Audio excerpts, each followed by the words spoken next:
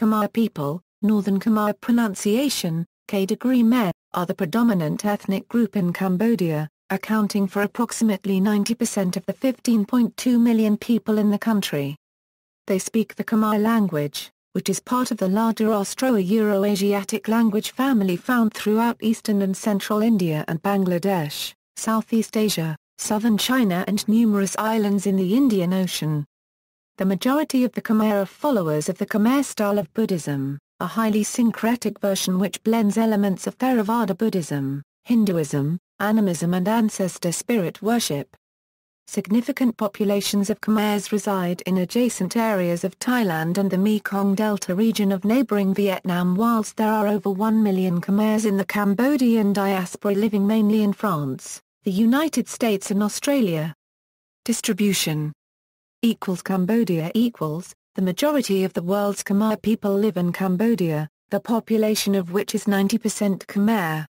Thailand and Vietnam there are also significant Khmer populations native to Thailand and Vietnam.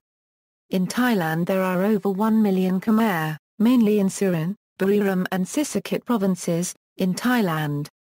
Estimates for the number of Khmer in Vietnam vary from the 1.1 million given by government data to 7 million advocated by the Khmer Confederation. Western nations Due to the Cambodian Civil War, thousands of Khmer now reside in the United States, Canada, Australia and France as well. History. The legendary founders of the Kingdom of Cambodia are the Brahmin priest sage Khambus Sayamyava and the Naga princess Soma, or Mira as she is known in some versions of the founding myth. Their marriage is said to have given rise to the name Khmer. The Khmer people named their kingdom Cambodia, after a Kshatriya tribe of Iron Age India. The Cambodia tribe are believed by modern scholars to be an Iranian-speaking people, but links between the Cambodia tribe and the Cambodia kingdom at this stage of research are still unclear. Ancient myths, some going back to the earliest written records in Southeast Asia, relate that in prehistoric times Cambodia was underwater, and that only the highest mountain tops were above sea level, forming a scattered group of islands. The inhabitants of these islands were the reptilian race of the Naga. Cambodia was created when an ancient Indian Brahmin priest married Princess Soma, a Naga princess, upon following an arrow in his dream that pointed in the direction of somewhere in Cambodia. As a dowry, the father of Princess Soma drank the oceans, and the land that was revealed underneath became Cambodia, with the descendants of the priest and the princess the people known as the Khmer. This myth explains the phenomena of why the oldest Khmer wats, or temples, were always built on mountain tops, and why today mountains themselves are still revered as holy places. Arrival in Southeast Asia The Khmers are one of the oldest ethnic groups in the area, having filtered into Southeast Asia around the same time as the Mon who settled further to the west and to whom the Khmer are ancestrally related. Most archaeologists and linguists, and other specialists like sinologists and crop experts, believe they arrived no later than 2000 BCE, bringing with them the practice of agriculture and in particular the cultivation of rice. This region is also one of the first places in the world to use bronze. They were the builders of the later Khmer Empire, which dominated Southeast Asia for 6 centuries beginning in 802 CE, and now form the mainstream of political, cultural, and economic Cambodia. The Khmers developed the first alphabet still in use in Southeast Asia, which in turn gave birth to the later Thai and Lao scripts. The Khmers are considered by archaeologists and ethnologists to be indigenous to the contiguous regions of northeast Thailand, southern Laos, Cambodia and South Vietnam. That is to say, the Khmer have historically been a lowland people who lived close to one of the tributaries of the Mekong River. The reason they migrated into Southeast Asia is not well understood, but scholars believe that Mona Euro-Khmer were pushed down by invading Sino-Tibetans from the north as evident by Austro-Asiatic vocabulary in Chinese, or because of agricultural purposes as evident by their migration routes along major rivers, or a combination of these and other factors. Like the other early peoples of Southeast Asia such as the Paiute, Mon, Cham, Malay and Javanese, the Khmer were influenced by Indian culture and scholars, adopting their religions, sciences, and customs and borrowing from their languages. the first powerful trading kingdom in Southeast Asia, the Kingdom of Funan, was established in southeastern Cambodia and the Mekong Delta in the 1st century CE, although extensive archaeological work in Angkor near the modern Vietnamese border has unearthed brickworks, canals, cemeteries and graves dating to the 5th century BCE. The Kingdom of Funan is considered to be the mother of all later Southeast Asian kingdoms. During the Funan period the Khmer also acquired Buddhism, the concept of the Shaivite Devaraja and the Great Temple as a symbolic holy mountain. A rival Khmer kingdom, Chenla, emerged in the 5th century, and later conquered the Funan. Chenla was an upland state whose economy was reliant on agriculture, whereas Funan was a lowland state with an economy dependent on maritime trade. These two states, even after conquest by Chenla in the 6th century, were constantly at war with each other and smaller principalities. During the Chenla period Cambodians left the world's earliest known zero in one of their temple inscriptions.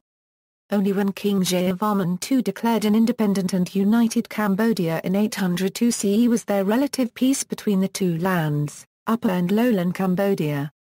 Jayavarman II revived Cambodian power and built the foundation for the Angkorian Empire, founding three capitals Indrapura, Harayarala, and Mahendraparvata the archaeological remains of which reveal much about his times. After winning a long civil war, Jayavarman I turned his forces eastward and subjugated the Mon kingdom of Dvaravati. Consequently, he ruled over the greater part of present-day Thailand and Laos, as well as the northern half of the Malay Peninsula.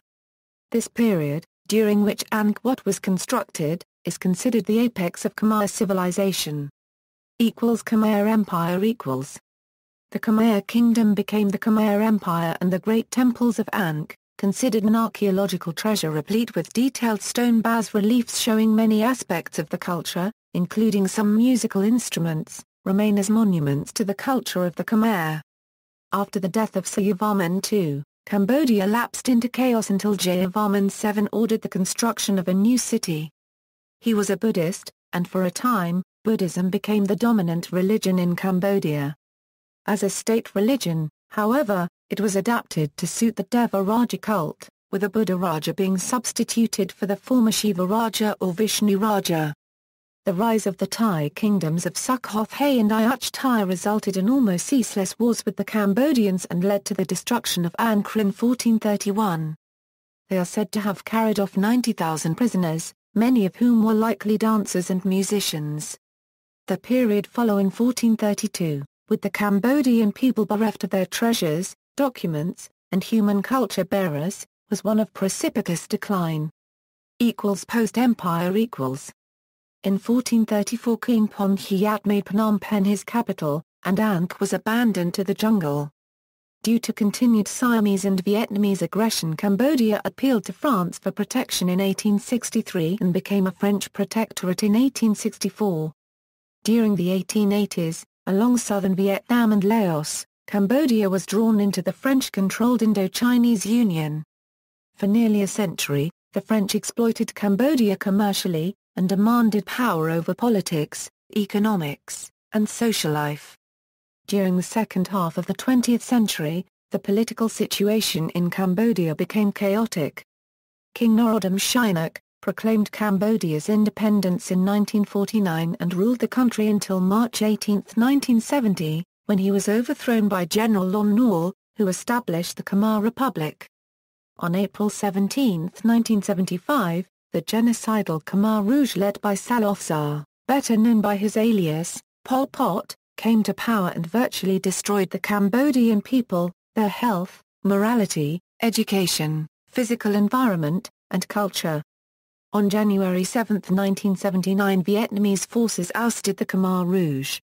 After more than 10 years of painfully slow rebuilding with only meager outside help, the United Nations intervened, resulting in the Paris Peace Accord on October 23, 1992, and created conditions for general elections in May 1993, leading to the formation of the current government and the restoration of Prince Sihanouk to power as king in 1993.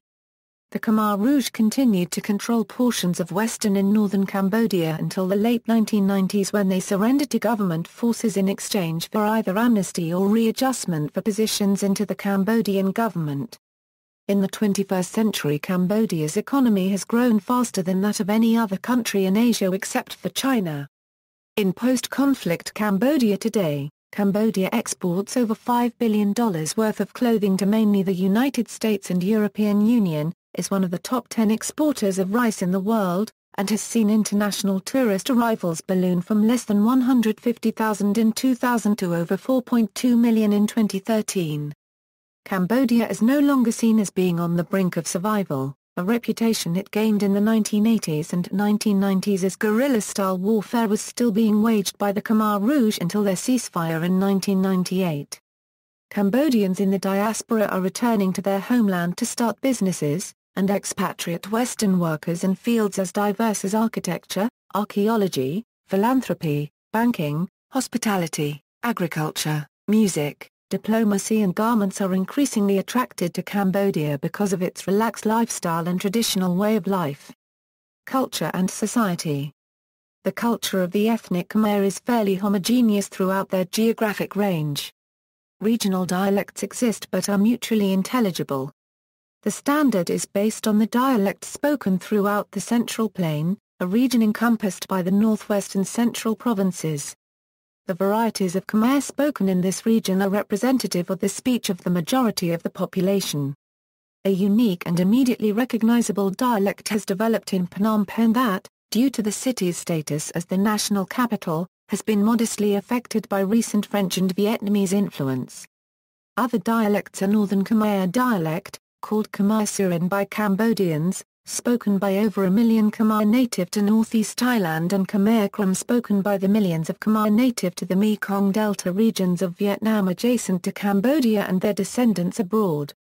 A little studied dialect known as Western Khmer, or Cardamom Khmer, is spoken by a small, isolated population in the Cardamom mountain range extending from Cambodia into eastern central Thailand. Although little studied, it is unique in that it maintains a definite system of vocal register that has all but disappeared in other dialects of modern Khmer. The modern Khmer strongly identify their ethnic identity with their religious beliefs and practices, which combine the tenets of Theravada Buddhism with elements of indigenous ancestor-spirit worship, animism and shamanism. Most Cambodians, whether or not they profess to be Buddhists, believe in a rich supernatural world. Several types of supernatural entities are believed to exist. They make themselves known by means of inexplicable sounds or happenings. Among these phenomena are Khmok, Prat and Bizach, Arak, Nyakta, Mnyang Phtah, Mebar, and Mren Kongvil. All spirits must be shown proper respect, and, with the exception of the Mnyang Phtah and Mren Kongvil, they can cause trouble ranging from mischief to serious life-threatening illnesses. The majority of the Khmer live in rural villages either as rice farmers or fishermen, and life revolves around the Wat and the various Buddhist ceremonies throughout the year. However, if a Khmer becomes ill, they will frequently see a kʰmɛr whom they believe can diagnose which of the many spirits has caused the illness and recommend a course of action to propitiate the offended spirit, thereby curing the illness. The kʰmɛr also is learned in herb law and is often sought to prepare various medicines and potions or for a magical tattoo, all believed to endow one with special prowess and ward off evil spirits or general bad luck. Khmer beliefs also rely heavily on astrology, a remnant of Hinduism. A fortune teller, called Hara or Krutiar in Khmer, is often consulted before major events, like choosing a spouse, beginning an important journey or business venture, setting the date for a wedding and determining the proper location for building new structures.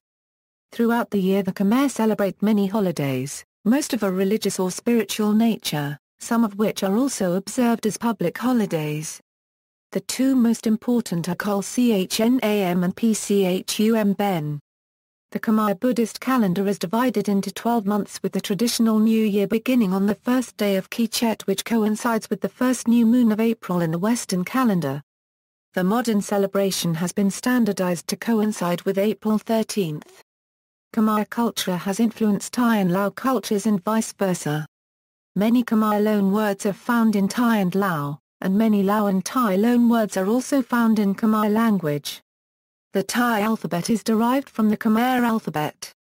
See also, Cambodian cuisine, Chinese Cambodian, Khmer Loa, Northern Khmer people, general, ethnic groups in Cambodia, ethnic groups in Thailand. References: Benjamin Walker, Ankh Empire, A History of the Khmer of Cambodia, Signet Press, Calcutta, 1995. Notes. External links: Center for Khmer Studies, The Khmers via Tam Tofi.